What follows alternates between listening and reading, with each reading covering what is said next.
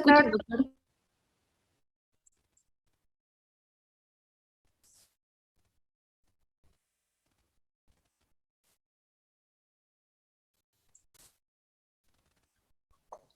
Esta es la última fotografía que vimos en la última clase.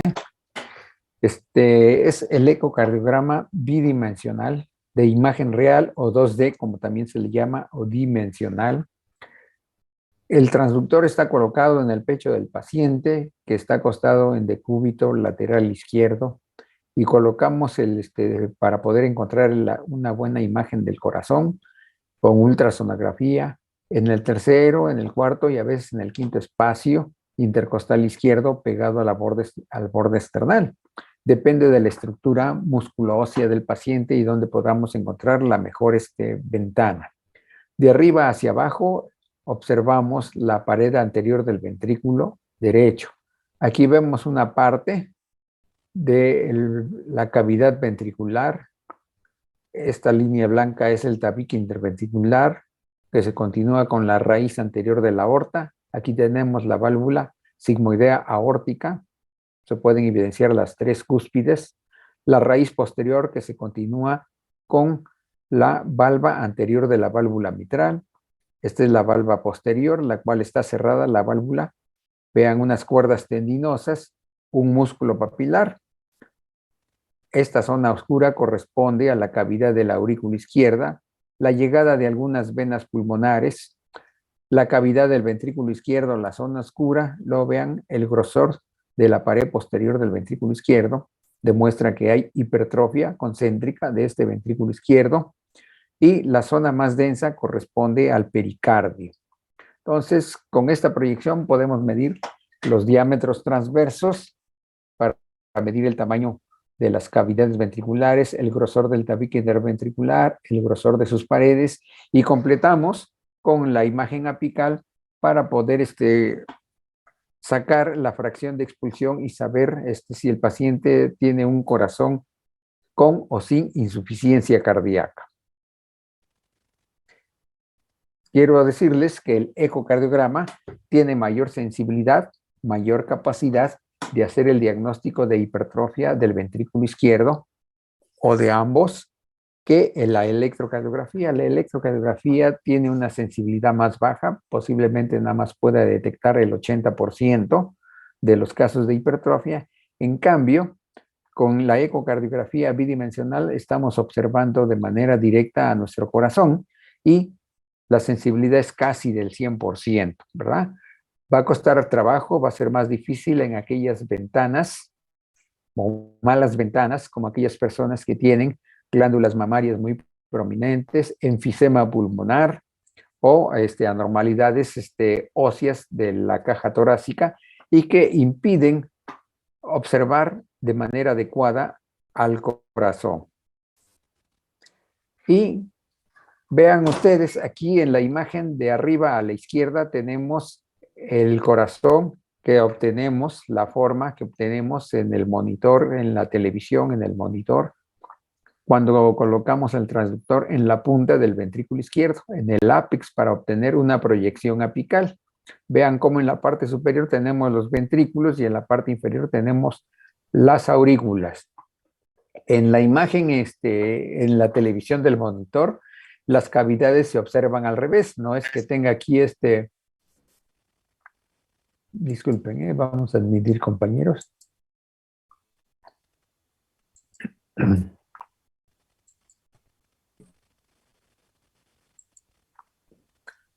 No es que el corazón esté al revés, lo que pasa es que se ve la imagen en espejo en el monitor, en la televisión, donde observamos la imagen. Este es el transductor y vean ustedes cómo el volumen de muestra lo colocamos en la vía de entrada del ventrículo izquierdo. Esta es la válvula mitral y esta es la válvula tricuspidia. Aquí vemos cómo está llegando la vena cava, una de las venas pulmonares, perdón, hacia la aurícula izquierda. Aquí tenemos como referencia el electrocardiograma y entonces tenemos como durante la diástole observamos dos imágenes, que es el Doppler, y medimos la velocidad y el tiempo que toma ese chorro de sangre cuando lo estamos detectando. Durante la diástole detectamos la apertura de la válvula mitral y cómo entra la sangre.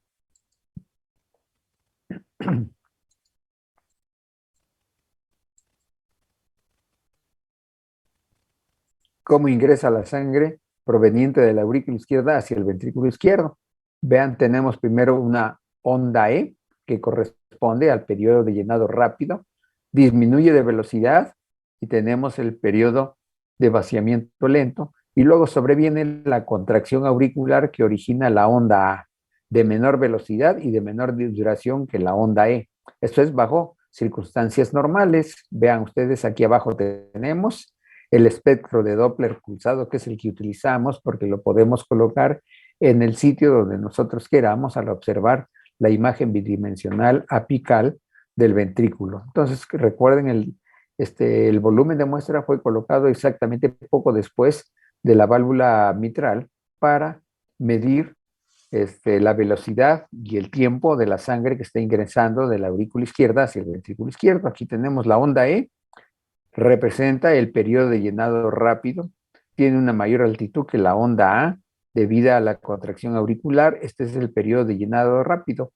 Esta es la imagen del espectro de flujo sanguíneo en sus velocidades y duración cuando durante la diástole detectamos la sangre que pasa de la aurícula hacia el ventrículo izquierdo. Vean, aquí tenemos otra imagen, está captando insuficiencia de la válvula mitral. Es un chorro de aliasing que abarca tanto la parte positiva que está por arriba de la línea isoeléctrica como la parte negativa. Esto se debe a insuficiencia de la válvula mitral. No podemos medir la velocidad en esto porque es un chorro de muy alta velocidad y el Doppler pulsado no está capacitado para medir chorros de alta velocidad.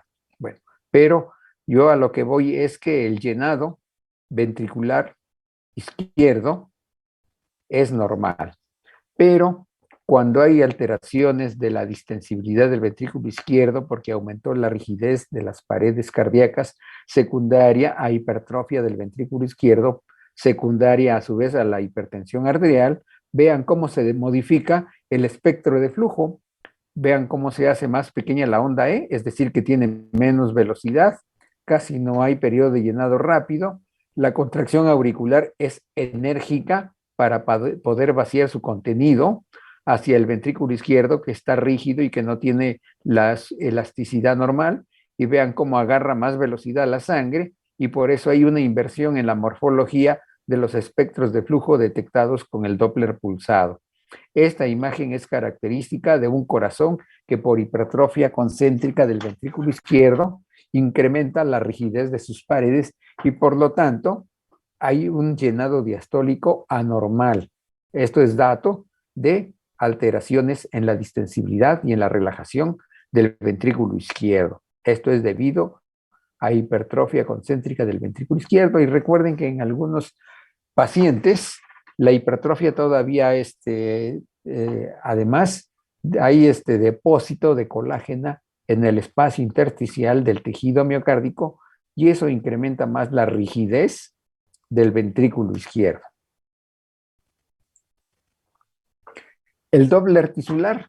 El Doppler tisular separa el resto de los ecos. Aquí ya no estamos midiendo la sangre, sino que vean cómo se dirige hacia uno de las estructuras de las paredes donde hay unión con la válvula mitral, o puede ser en el tabique interventricular, y vamos a medir la velocidad y cómo se mueven los tejidos durante la sístole y durante la diástole. Aquí no estamos midiendo la velocidad de la sangre y tenemos una imagen en reversa, en espejo de lo que vimos anteriormente, una onda E grande, que en este caso se llama E', para distinguir de la otra E que observamos anteriormente. Aquí tenemos cuando está por arriba de la línea isoeléctrica. Cuando se presenta por debajo de la línea isoeléctrica le ponemos el nombre de I' y la onda A' debido a la contracción auricular. Vean cómo se modifica también, disminuye la velocidad de la onda E' y aumenta la velocidad de la onda A' debido a una contracción auricular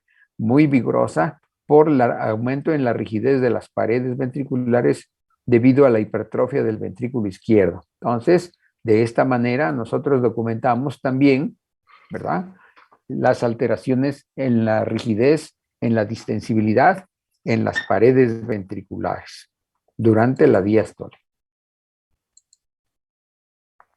Y cuando además el paciente puede presentar síntomas y sospechamos que pueda, además de tener hipertensión arterial, cardiopatía isquémica, que además sufra de isquemia del miocardio, utilizamos otros estudios más especializados como la resonancia magnética cardíaca de estrés, la tomografía de perfusión, ecocardiografía de estrés y la perfusión miocárdica con radionúclidos. También se puede hacer prueba de esfuerzo con radionúclidos.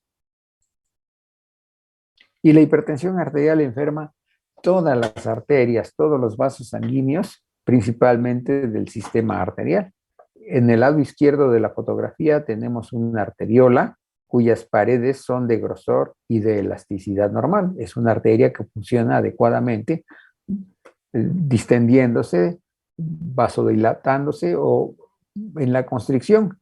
En cambio, vean, aquí tenemos una arteria de un paciente, que son cortes histológicos, de un paciente que padeció durante mucho tiempo hipertensión arterial, y vean cómo hay hipertrofia del músculo liso, pero además hay rigidez, se alteró la forma de la luz del vaso debido al depósito de colágena en el intersticio del tejido miocárdico del músculo liso, ¿verdad? Entonces, si se trata la hipertensión arterial en una etapa ya muy avanzada, en que hay este tipo de enfermedad ya también avanzada en las arteriolas, el control de la presión sanguínea va a ser mucho más difícil. Y después es cómo se enferman todas las arteriolas de la circulación sistémica en los pacientes hipertensos, con hipertensión sistémica. Y además, una de las complicaciones de los pacientes hipertensos crónicos y que no están bien controlados o no reciben ningún tipo de tratamiento son los aneurismas, aneurismas principalmente y con mayor frecuencia de la aorta descendente. Este aneurisma puede sufrir un desgarre, disección, vean cómo se separó el endotelio y acá se introduce por la fuerza de la sístole la sangre y separando las dos paredes. Aquí tenemos una arteriografía de un paciente que tiene un aneurisma antes de que emerjan de la arteria aorta las arterias ilíacas.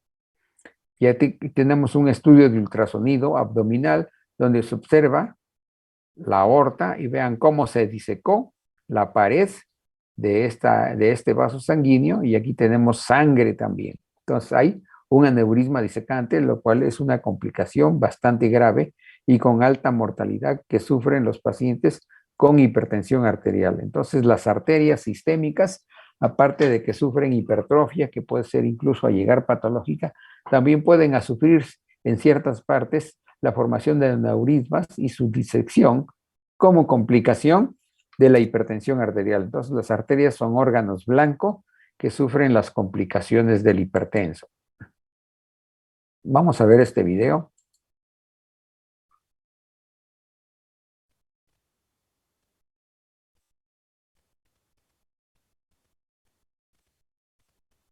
El cirujano llevará a cabo la reparación del aneurisma aórtico abdominal para prevenir la ruptura de un área protuberante de la aorta.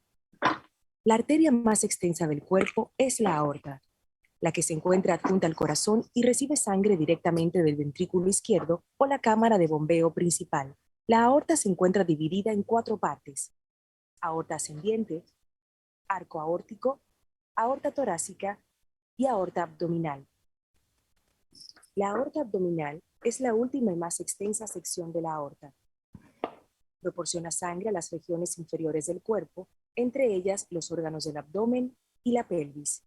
La aorta abdominal finaliza alrededor del nivel del ombligo, donde se divide en 2 arterias ilíacas que transportan sangre a las piernas.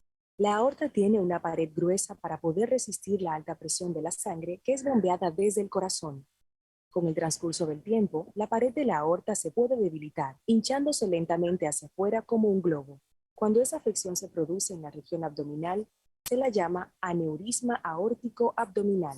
El cirujano llevará a cabo una reparación abierta del aneurisma aórtico abdominal cuando el diámetro de la aorta exceda las 2 pulgadas, 5 centímetros, o si se presentan síntomas como dolor abdominal intenso o pulso anormalmente prominente del abdomen. Antes del procedimiento abierto, por medio de una vía intravenosa se le comenzará a administrar líquidos, antibióticos y anestesia. Una reparación quirúrgica abierta tradicional se realiza con anestesia general, lo que significa que usted estará dormido durante el procedimiento. Se insertará un tubo respiratorio por la boca y en la tráquea para ayudarlo a respirar durante la operación. Cuando esté dormido, se le insertará un catéter en la vejiga para drenar la orina y controlar el funcionamiento de los riñones. El cirujano comenzará haciendo una incisión desde el esternón hasta debajo del ombligo. Luego ubicará el aneurisma y bloqueará la arteria aorta por arriba y por abajo.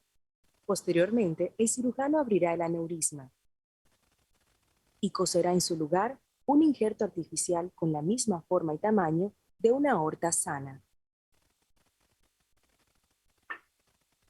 El cirujano suturará la pared del aneurisma cerrado sobre el injerto recientemente ubicado. El injerto reforzará las paredes de la aorta. El cirujano cerrará la incisión abdominal con puntos. La duración total de este procedimiento por lo general es de entre 4 y 6 horas. El cirujano llevará a cabo una reparación endovascular del aneurisma, un procedimiento más nuevo y mínimamente invasivo, si usted padece una enfermedad cardíaca grave o presenta un riesgo quirúrgico mayor debido a la edad u otras afecciones médicas. Antes del procedimiento endovascular, al igual que con el procedimiento abierto, una vía intravenosa comenzará a administrarle líquidos y antibióticos. Puede recibir anestesia general o un sedante y una epidural o anestesia regional para adormecer solamente la parte inferior del cuerpo.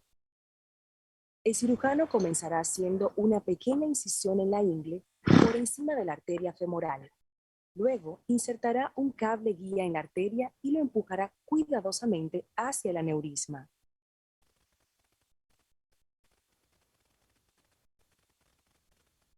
Se pasará un catéter o tubo hueco sobre el cable guía que será empujado hacia el aneurisma. Utilizando imágenes de rayos X en vivo como guía, el cirujano pasará un injerto de stent endovascular, un tubo comprimido de tejido metálico, a través del catéter hacia el aneurisma. Luego, abrirá el injerto, el que será sostenido en el lugar con ganchos metálicos y stents. El cirujano puede insertarle componentes adicionales del injerto para extender el injerto en los vasos que suministran sangre a las piernas. Una vez que el injerto haya sido ubicado, la sangre fluirá por el mismo, no alrededor del saco del aneurisma, lo que quitará la presión del aneurisma. Por último, el cirujano quitará los catéteres y cerrará las incisiones de la ingle. El procedimiento por lo general llevará de entre 2 y 3 horas. Luego del procedimiento, si tuviera un tubo respiratorio, el mismo se quitará y usted será llevado a la unidad de cuidado intensivo para la recuperación. Recibirá líquidos y alimentos vía intravenosa. Es posible que también tenga un tubo insertado en la nariz o en el estómago para remover secreciones hasta que su intestino recupere su funcionamiento normal. La estadía usual en el hospital para un procedimiento abierto es de entre 5 y 10 días, mientras que para un procedimiento endovascular, por lo general, es más breve, de entre 2 y 3 días.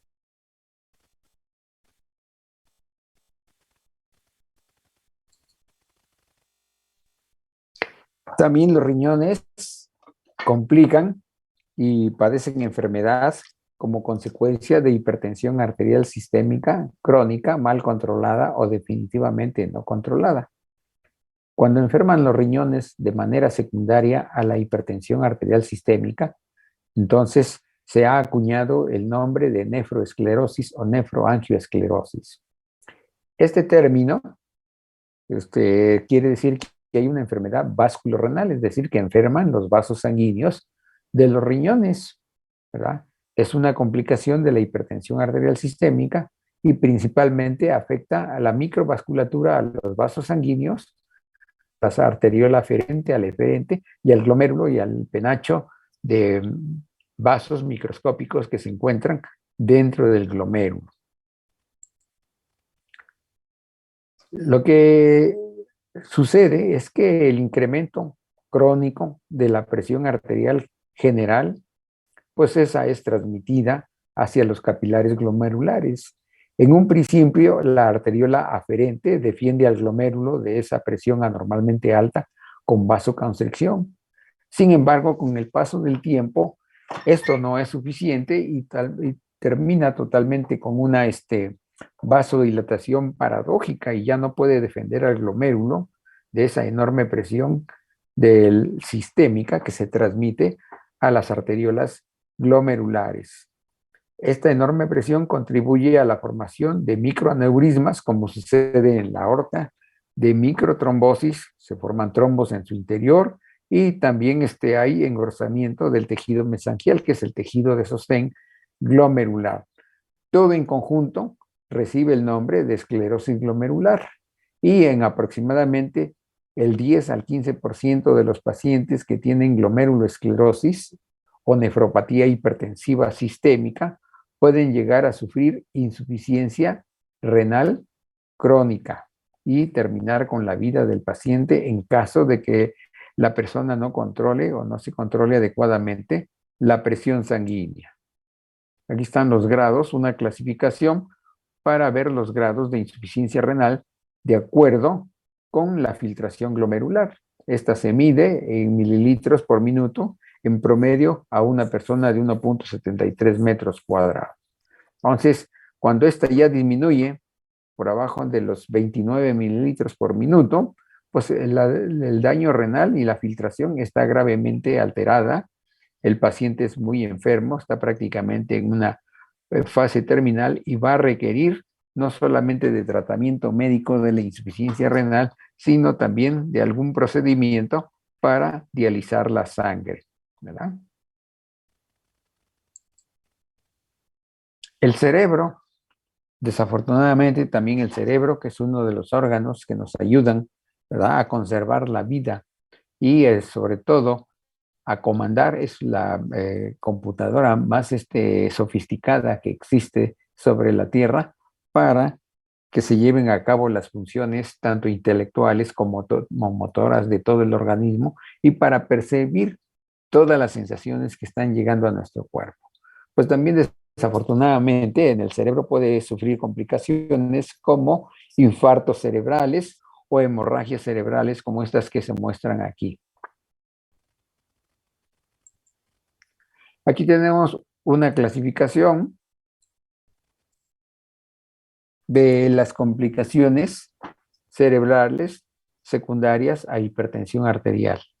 Esta es la encefalopatía hipertensiva por hiperperfusión, debido a que la hipertensión arterial hiperperfunde el tejido cerebral y causa daños muy importantes. Puede haber isquemia cerebral transitoria también en las personas, infarto cerebral. La posibilidad es mucho mayor que se presente un infarto cerebral en los pacientes hipertensos comparado con la población general que no padece hipertensión arterial o demencia senil, como se le ha conocido antes. Esto es un deterioro cognitivo principalmente en las personas de edad avanzada que tienen 60 años o más, debido a que la hipertensión arterial puede llegar a producir microinfartos en diferentes territorios del encéfalo y por lo tanto alterar la función cognitiva en las personas que padecen la hipertensión arterial. Vamos a revisar algunos aspectos de la encefalopatía hipertensiva, que vamos a decir que es la verdadera encefalopatía hipertensiva porque resulta directamente de la elevación severa y aguda de la presión sanguínea. Es una complicación bastante grave que puede terminar con la vida de los pacientes. El encéfalo en sus arterias son independientes y manejan la presión arterial media. Ahí arriba tienen ustedes entre el cuadro negro los valores de normalidad entre los cuales puede fluctuar la presión media dentro de las arterias en el cerebro en milímetros de mercurio. Entonces se regula automáticamente y es independiente del resto de la circulación. Cuando disminuye de manera importante la presión arterial media, pero sin salirse de estos límites, estas arterias se vasodilatan para evitar la disminución y la caída del flujo sanguíneo encefálico, ¿verdad? Y entonces pueda continuar la nutrición del tejido, que es las neuronas son altamente aeróbicas, ya que requieren oxígeno de manera permanente y no puede pasar mucho tiempo sin que se depleten de oxígeno. Si se eleva la presión arterial media por arriba de, bueno, que llegue a los límites superiores, pues las arterias encefálicas producen vasoconstricción para evitar que se hiperperfunda el tejido encefálico, evitando de esta manera las complicaciones que se presentan en ese caso. Pero cuando la presión sanguínea media dentro del encéfalo sobrepasa la capacidad autorreguladora de las arteriolas encefálicas, pues sobreviene una vasodilatación paradójica por vencimiento de las paredes donde se encuentra la musculatura lisa involuntaria en las arteriolas cerebrales y sobreviene una vasodilatación paradójica. Esta ya es patológica y hay una irrupción de la barrera hematoencefálica y pasando gran cantidad de líquido al interior de las células cerebrales, produciendo edema encefálico. En este caso es de tipo vasogénico, para diferenciarlo de otros tipos de edema cerebral. Edema encefalo-vasogénico debido a hiperperfusión encefálica, complicación de la aguda o de la hipertensión arterial severa. El paciente puede presentar síntomas como confusión, mareo, puede llegar al estado de coma, dolor de cabeza intenso, vómito en proyectil. Algunas personas pueden presentar crisis motoras generalizadas, crisis convulsivas o focalizadas. También hay signos focales en la función visual, ¿verdad? Como escotomas, ¿verdad? Visión borrosa o fotopsias. Algunas personas pueden presentar alucinaciones y hasta ceguera cortical por el edema cerebral y la hiperreflexia, ya que se está lesionando neurona motora superior. La ceguera cortical puede presentarse si se trata también de disminuir de manera muy rápida los niveles de presión sanguínea sistémica. Cuando revisemos emergencia hipertensiva y crisis hipertensiva, entonces vamos a ver cómo se debe tratar la hipertensión arterial en esas condiciones. Aquí tenemos las alteraciones patológicas que se pueden presentar en el cerebro, ¿verdad? Como necrosis fibrinoide de las arteriolas, trombosis, hemorragias, ¿verdad? Edema cerebral, que puede abarcar uno o dos lóbulos o una parte de los lóbulos o todo el cerebro, dependiendo de la severidad del problema. Generalmente las lesiones se ubican en la sustancia blanca supratentorial irrigada principalmente por la circulación vertebrovascular. Fíjense que la circulación de los lóbulos anteriores es bastante rica debido a la cantidad de anastomosis que hay entre las arterias yugulares, ¿verdad? Las que suben al encéfalo. Pero vean estas como no hay tanta circulación colateral, entonces con mayor facilidad esta zona del cerebro puede sufrir isquemia encefálica. Y finalmente, la retina. ¿Tienen alguna clase ahorita enseguida a la una? Disculpen, porque me estoy prolongando. Sí, doctor. Bueno, entonces aquí dejamos la clase y continuamos el día de mañana. Que tengan muy buenas tardes. Muchas gracias, doctor. Muchas gracias, doctor.